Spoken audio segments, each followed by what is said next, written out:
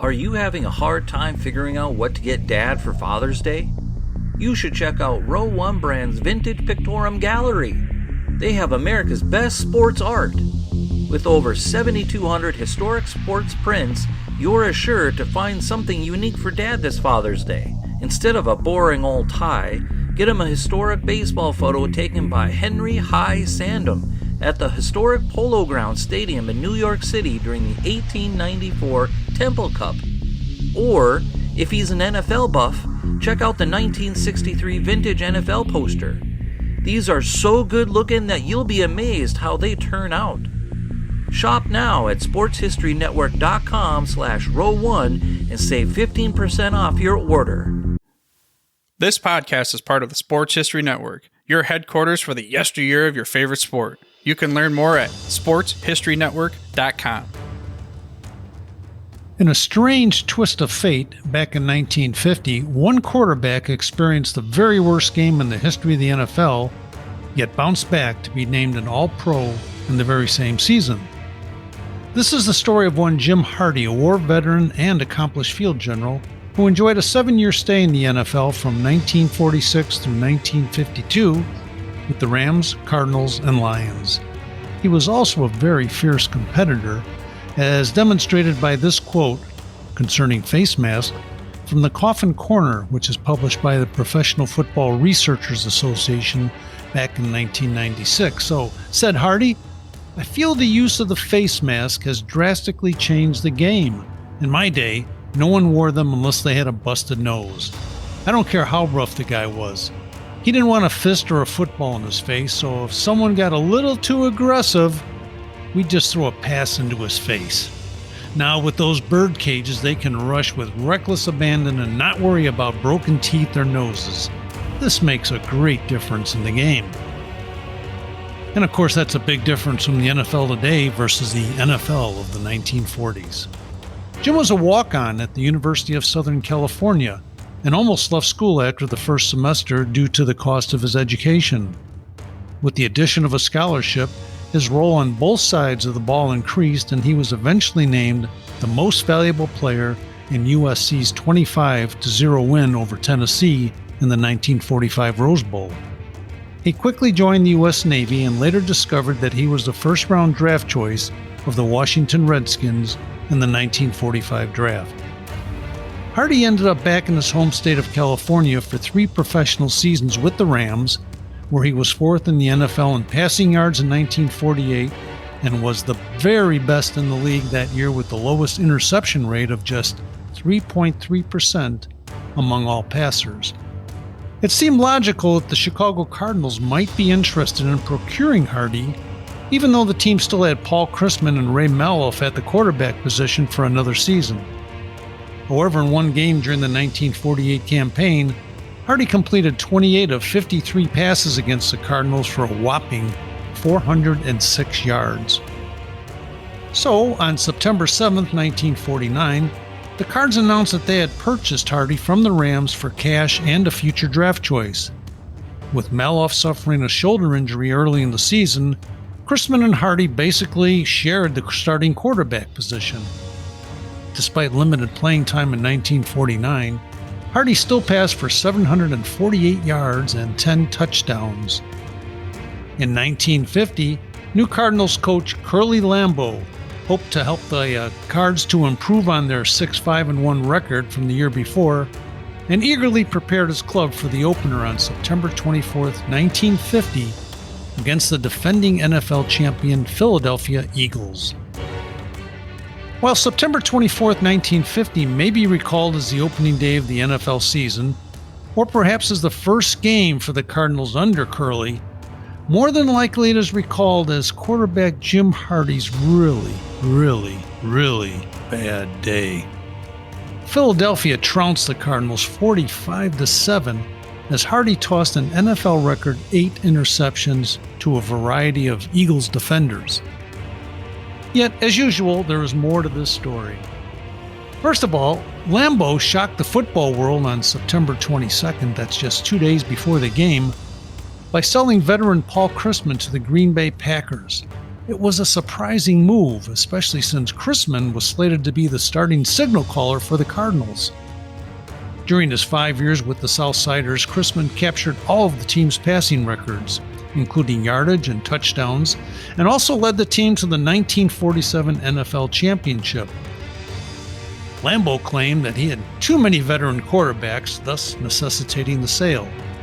But hold on, the Packers insisted that Chrisman was plucked off the waiver list, and Green Bay president Emil Fisher stated that, "We have given the Cardinals no draft choices, players, or money. We just made a satisfactory deal."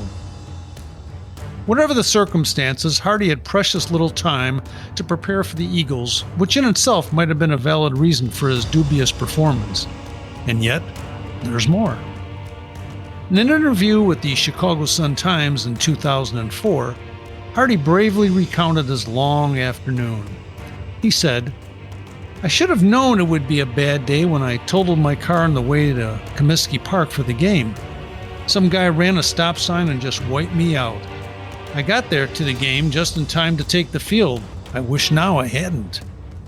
With virtually no warm-up time and possibly playing with a concussion or other injury from the accident, Hardy was quickly overwhelmed by the aggressive Eagles defense. The Chicago Tribune reported that Philadelphia scored 6 minutes and 45 seconds after the game started, when halfback Bud Sutton made the first of 3 interceptions on the Eagle 40. 10 plays later, Tommy Thompson passed 7 yards to Pete Pios for the score. By halftime, the Eagles were comfortably ahead 31-0, thanks in part to 2 more Hardy interceptions and a lost fumble by the quarterback. At the half, the dazed Hardy was numb and later told the Sun-Times, "I had 3 interceptions in the first half. I went into the dressing room at halftime, put my elbows on my knees, my head in my lap, and thought, what could be worse than this? Little did I know there would be 5 more to come. What a nightmare!" And then there was a third plausible reason for Hardy's endless afternoon.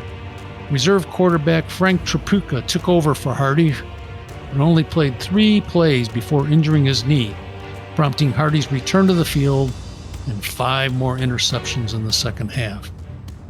Once again, Sutton was involved with the final interception of the game and the resulting extraordinary play as reported by the Philadelphia Inquirer. The most spectacular example of the Birds' heads-up play was the result of those 2 products of Philadelphia's northeast section, Bud Sutton and Frank Reagan.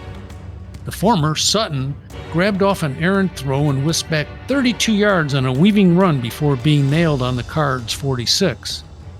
But almost as if it had been rehearsed, Sutton lateraled back to Reagan, who shot into the open, disdained a possible block, and outran a lone defender to the end zone. It was the last score of the day, and when the clock finally expired with the Eagles ahead 45-7, Hardy had unfortunately snared the record for most interceptions in an NFL game, a mark that still stands today: 8. The Philadelphia Inquirer enjoyed the barrage of interceptions by the Eagles' talented defenders. It said, "Much of the Champions' success was due to their facility for picking off enemy passes. They shortstopped so many of Jim Hardy's aerials that it was conjectural which team the former Southern Cal star was pitching to. Russ Kraft stole 4, Bud Sutton filched 3, and Frank Reagan reversed the direction of 1. In an interview for this podcast, we contacted Jack Sutton, the son of ace Eagles defender Bud Sutton, who picked off 3 of Hardy's passes that day back in 1950. Jack Sutton is rightfully proud of his father, Bud, who, like many other NFL stars in the late 40s, was a tough, no-nonsense defender and a World War II veteran. Jack said, "Dad was great at whatever sport he played and was a real tough man. He never took crap from anyone. The knuckles on his hands were all pushed down from football, and when you look at the old films, you can see that his hands are always taped up. In the game against Hardy, he said that Hardy was in an accident on the way to the game. My dad said it was one of the best games he ever played in pro football. Dad is still in the record books for most interceptions in one game." Indeed, 2 of the Eagles' defenders from that game still rank as the top 2 all-time for the team in game interceptions. At the top is Russ Kraft, who picked off 4 of Hardy's passes, and then tied for second after 70 years is Bud Sutton with 3. After that awful gaming experience, Hardy went out to dinner with halfback Charlie Trippi and lineman Plato Andros and their wives. Hardy recalled that, at one point Charlie said, "Jim, would you pass the salt?" Plato in his Oklahoma drawl said, "Charlie, don't ask Jim to pass anything. It'll just be intercepted." But there is a bright spot in this woeful saga. Just a week later, in a rare Monday night home game, the Cardinals and Hardy bounced back to thrash Baltimore 53-13. Hardy fired 6 touchdown passes, including a league record of 5 to receiver Bob Shaw. The contest started off quietly when Hardy tossed a short first-half pass to Shaw. But no, the ref declared the pass incomplete and set off the normally polite Mr. Shaw, who, according to the Chicago Tribune, said, "The officials may merit an assist in building a fire under the Chicagoans for their weird decisions made the Cardinals hot with anger." Shaw tossed the ball at the official and was charged with unsportsmanlike conduct as the Cardinals became angry at the world in general. Behind 13-7 at the half, Shaw and Hardy then took out their frustrations on the helpless Colts. Hardy threw for those 6 TD passes that day, and Shaw grabbed 5 of those throws to establish an NFL record that still stands for most TD receptions in one game, later tied by Kellen Winslow in 1981 and Jerry Rice in 1990.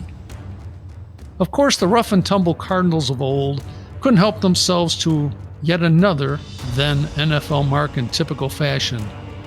The team was called for 13 penalties for a record 140 yards to eclipse the record of 136 yards set by the Boston Yankees in 1948. Quarterback Jim Hardy went on to be named to the All-Pro team after the 1950 season. His 6 TD passes against the Colts established a new Cardinals team record, while he finished 3rd in the NFL with 17 touchdown passes and 8th in passing yards.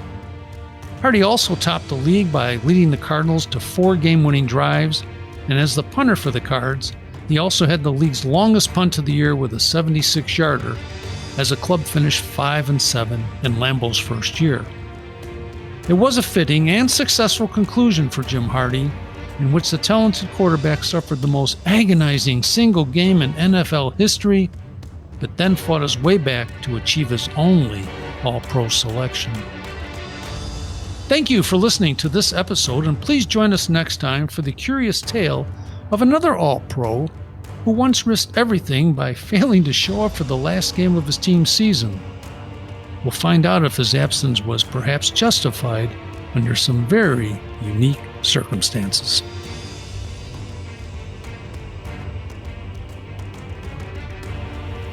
This podcast is part of the Sports History Network, your headquarters for the yesteryear of your favorite sport. You can learn more at sportshistorynetwork.com.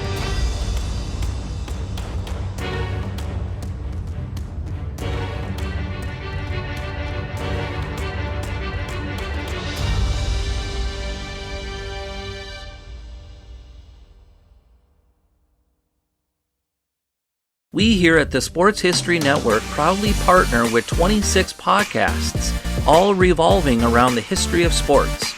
But did you know that many of our hosts were sports history authors way before they started their shows? It's true.